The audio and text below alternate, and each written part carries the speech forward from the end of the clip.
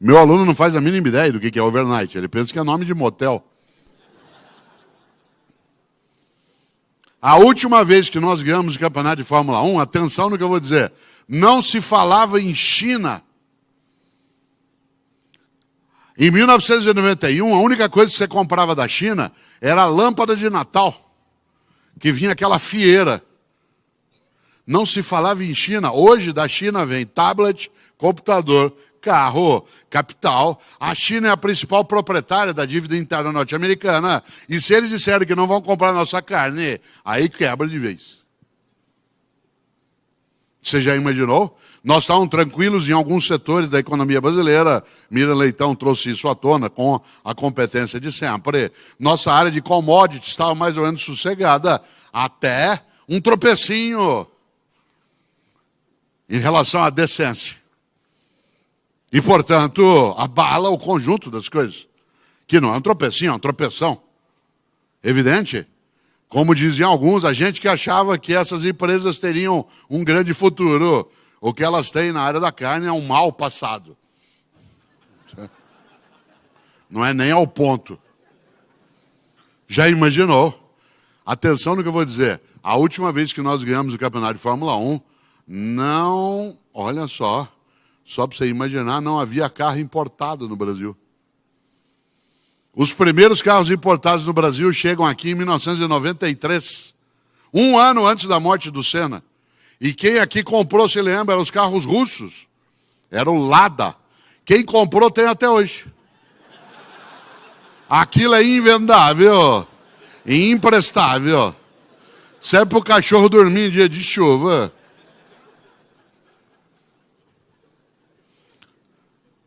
Mudou o mundo, mudou o negócio, mudou a maneira de fazer.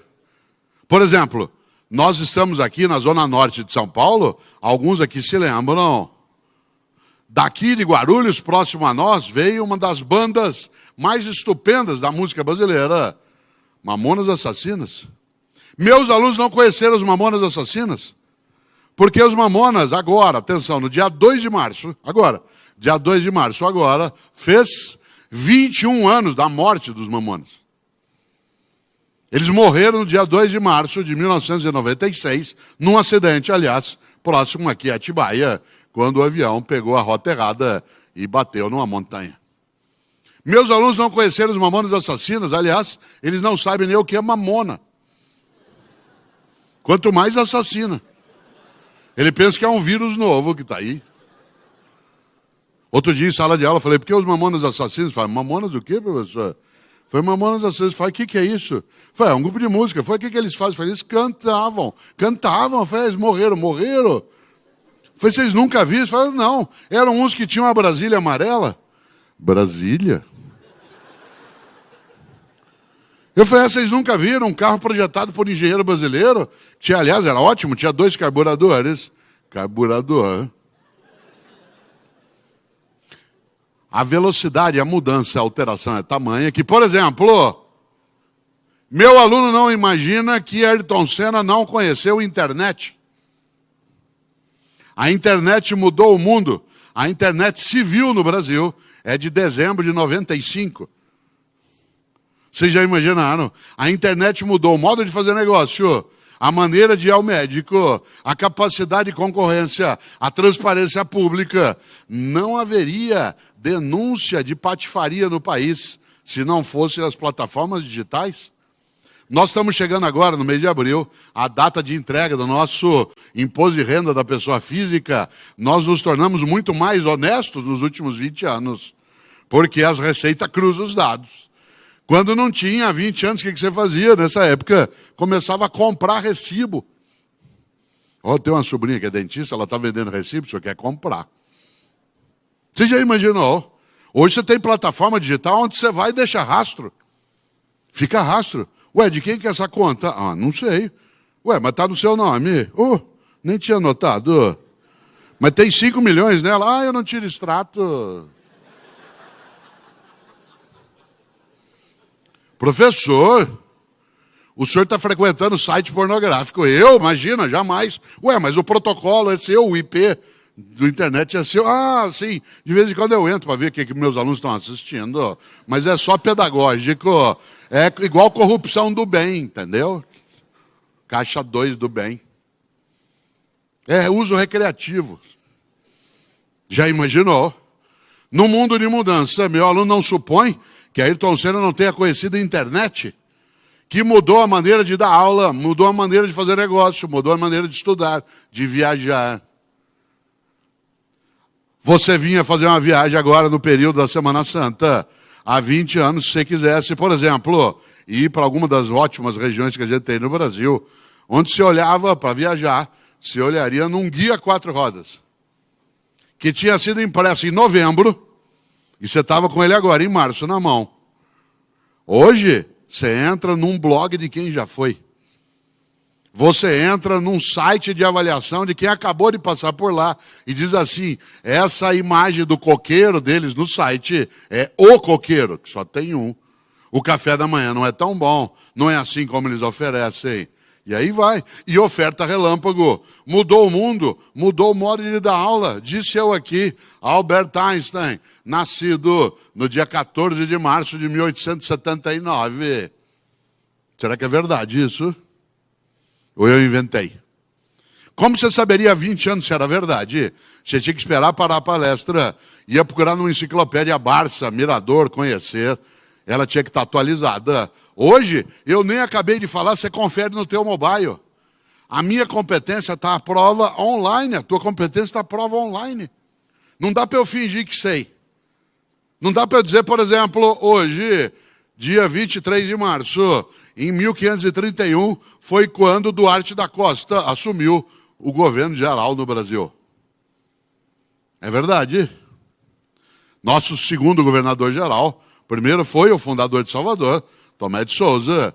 O segundo, o Duarte da Costa, que assumiu exatamente no dia 23 de março de 1531. É isso? Diz, mas Cortella, isso não importa. Importa em algumas situações. Hoje a memória ela não é tão necessária para algumas coisas. Mudou, a internet mudou e Senna não conheceu nosso modo de acesso à informação, à velocidade e até à medicina. Eu, Cortella, depois da internet, não sou tão leigo assim. Antes de ir ao médico, eu dou uma gulgada.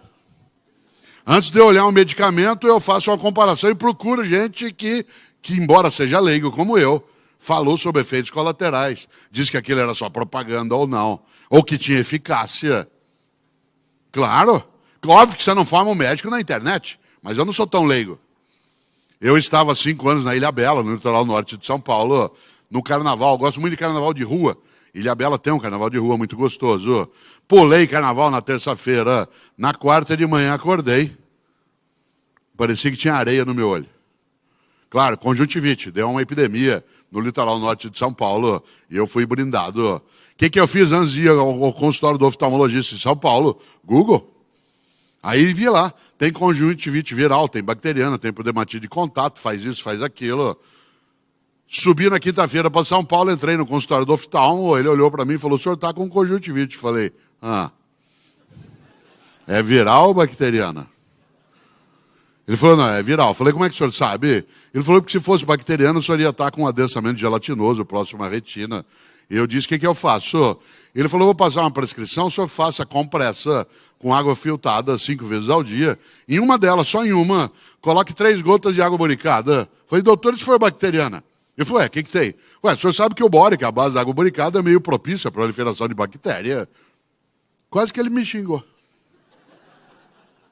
Se eu soubesse que vocês faziam colírio, eu tinha ido buscar já, direto. Certo? Já imaginou? É óbvio que você não forma um médico pela internet, mas eu não sou tão leigo. Nem para fazer negócio, nem para ver a transparência de recurso, nem para uma sala de aula. Ayrton Senna não conheceu. Aliás, sabe o que Senna não conheceu? E mudou parte do mundo. Ele não conheceu um mobile como esse, que é de 2010. Os primeiros mobiles, smartphones, são de 2010. Senna conheceu o celular logo no início. Há 20 anos você não tinha celular. Eles estavam começando. no Brasil em 95, em larga escala, e cada um deles, você lembra, era quase uma arma de defesa pessoal. Você trocava o pneu do carro escorando com a bateria dele. Em 20 anos ele fez zuf.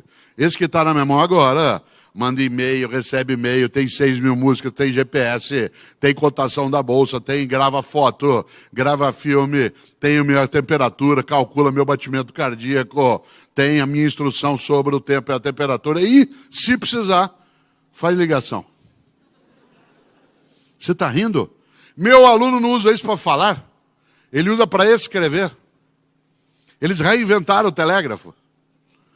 Quer falar com teu filho agora? Liga para ele e não responde. Manda uma mensagem e ele responde. Eles não usam isso para falar, eles usam para escrever. Aliás, você sabe quando alguém é idoso, porque ele está com isso no ouvido. Ninguém, atenção, ninguém com menos de 20 anos de idade põe isso no ouvido. Pôs no ouvido, tem mais de 20 anos, já está idoso. E eles fazem uma coisa incrível, escrevem com um único dedo, que é o polegar. Durante séculos na história da humanidade, nós usamos o dedo indicador para as operações técnicas. Agora é o polegar. No volante do carro, o acerto do espelho, a mexida no banco, a marcha em alguns veículos, o acerto do som do rádio. E nós habituados a ficar com esse dedo. Tanto que quem é idoso, como eu, não consegue fazer com o polegar. Segura com a mão e faz com a outra. Até de costas, parece uma galinha balançando. Você diz, ué, e o que isso tem conosco? Mudou o modo de comunicação. A nova geração que está vindo, ela está habituada a ler e escrever. Eu falava antes com a diretoria ali na outra sala, 40% dos meus leitores hoje, de acordo com as livrarias, têm menos de 18 anos de idade. Eu sou professor de filosofia. Onde eles me conheceram? Na internet. Por que eles voltaram a ler? Porque eles se interessam aos 15, 16 anos de idade por algumas coisas por conta dos blogs, do Twitter, do Facebook. E ele começa a entrar num circuito que antes não se tinha e agora se tem. Olha a mudança e a velocidade. Você que gere pessoas e negócios, preste atenção na nova geração. Ela está voltando um pouco a ler outra vez. E escrever. Aí você fala, mas Cortella, eles escrevem errado, porque eles escrevem VC em vez de você. Ah, é? Há 300 anos eu diria vossa mercê. Há 200 anos eu diria vós mercê. Há 100 anos nós passamos a dizer e escrever você. Eles escrevem VC. Pode-se incorporar o padrão culto de linguagem ou não. Assim como vossa mercê virou você, pode ser que você vire VC. Cautela para, no mundo de mudança, não ficar ultrapassado, com a cabeça num tempo que já foi. Já sei que está vendo? Por isso que a gente tem que mudar. Atenção, a gente tem que mudar, mas não tem que mudar tudo. A gente tem que mudar só aquilo que não tem mais vitalidade.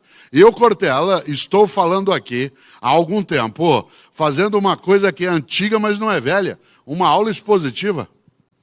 Sem PowerPoint, sem data show. Usando a mais avançada tecnologia de conhecimento que existe, que é o cérebro humano. Cada um aqui trouxe o seu. Espero que leve na hora que sair. Ele é wireless, é Bluetooth, é alimentado por açúcar, proteína e carboidrato. Tem 3 milhões de anos de uso. E foi ele que inventou tudo isso. Por isso, uma aula expositiva pode ser feita. Ah, não, no mundo de tecnologia. Claro que pode, eu estou fazendo aqui. Uso eu o PowerPoint da Data Show? Claro, quando precisa. Para essa eu não preciso. Para esse tempo eu não preciso. Por isso, não confunda antigo com velho. Há coisas que se mudam, outras não. Mas é preciso começar. Nós estamos no outro mundo. Você não conheceu internet. E a nova geração usa isso para escrever. Tem gente nesse auditório que fez curso da datilografia. Ficou horas e horas. ASDFG, CLKJH. ASDFG, CLK, espaço. Guardou o diploma num quadrinho. Escreveu no currículo exímio datilógrafo. Teu pai falou, se você não fizer curso de datilografia, você não vai ser ninguém na vida.